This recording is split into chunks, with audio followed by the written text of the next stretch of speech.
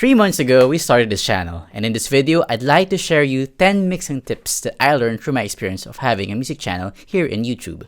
But before anything else, please don't forget to subscribe to our channel. We are a music channel that posts covers, tutorials, gear reviews, and everything else about music production. Okay? Now, let's get started. Here's the truth. I'm not really a professional music producer, and I never got to study it formally. And to be honest with you guys, the first song I've ever produced and mixed in my life was our first video in this channel. But as time goes by, and as I get to produce and mix more cover songs for this channel, I got to pick up a few tips and tricks here and there that could also help you in your music production journey. Starting with tip number 1. Don't put too much trust on post-production. I learned it the hard way. We were recording vocals one late night and we were all so sleepy and want to get things over with. So we kinda rushed the recording session and just let the minor imperfection be, thinking that post-production or my mixing skills could fix it. But it didn't. The thing is, even if the tracks are perfectly in tune or in time, thanks to post-production magic, the way how the instruments was recorded or how the singer delivers his or her song could deem it unfixable or almost impossible to mix. So make sure to get it right during the recording session. Tip number 2. Organize your tracks. For every minute spent organizing, an hour is earned. Trust me, it's way less frustrating and saves a lot of time to mix when your tracks are labeled, color-coded, and grouped. I can't tell how many times I've accidentally deleted a track or messed with a track that could ruin the whole mix just because I failed to label and identify my tracks. You could also put markers such as where the verses are or the choruses are on your mix to help you pinpoint the parts of your mix. Tip number 3. Don't do mental notes. Write it down. I now always write down notes, comments on what needs fixing in the mix before I start mixing and after I'm done mixing. This helps me keep tracks on things. Before, I used to just keep mental notes in my head and end up forgetting the things that needs to be done in the mix, which sucks. Tip number 4. Have a general format every time you mix. Imagine you're done recording and you're about to mix the tracks you have. However, you don't know where to start. Do you start messing with the EQs, volume, compression, panning, reverb, and delay? And which tracks do you work on first and what comes after that? After a few experimentations and tutorials watched on mixing, I found it helpful to follow a set of steps or a step-by-step guideline on what to do every time I mix tracks. These steps help me get started and allow me to keep track on where I am in my mixing procedure. For me, I found it best to start with balancing the volumes of the tracks first, followed by spreading the tracks through panning, followed by messing with the frequencies, creating space through reverb and delay, and finally compressing them to smoothen things out. Tip number 5. Don't add effects just for the sake of it. Speaking of compressing things out, I'm very guilty of overcompressing to the point that my tracks lose character or dynamics. Imagine, all of my tracks had compression and I will even group these tracks to add more compression. Finally, I even will add compression to the master track with all that compression. This is a classic case of me adding compression just for the sake of adding compression. It's not that I really need to compress it, I just did it because I believe that it would make the mix better. And oh, I was so wrong.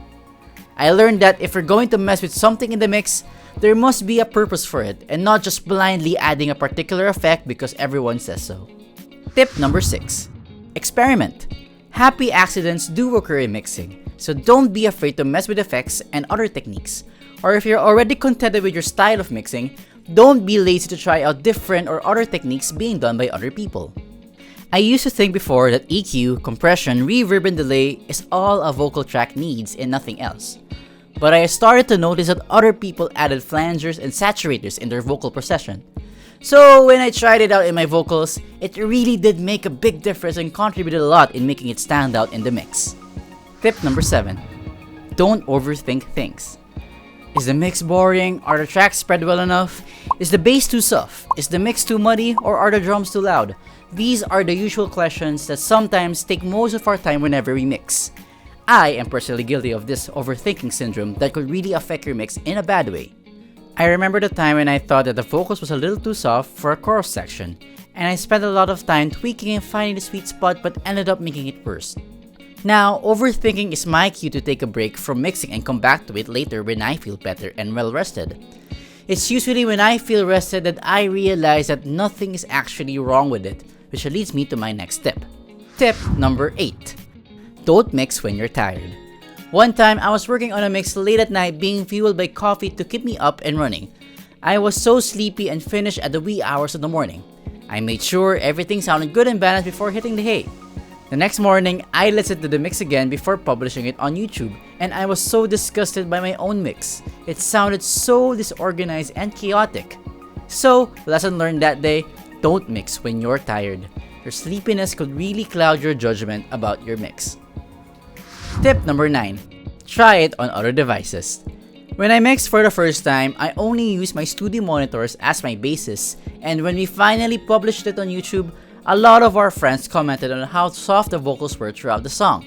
But when I listened to it over and over again through my headphones or studio monitors, it sounded fine. Then I found out that they were listening through the speakers of their phone.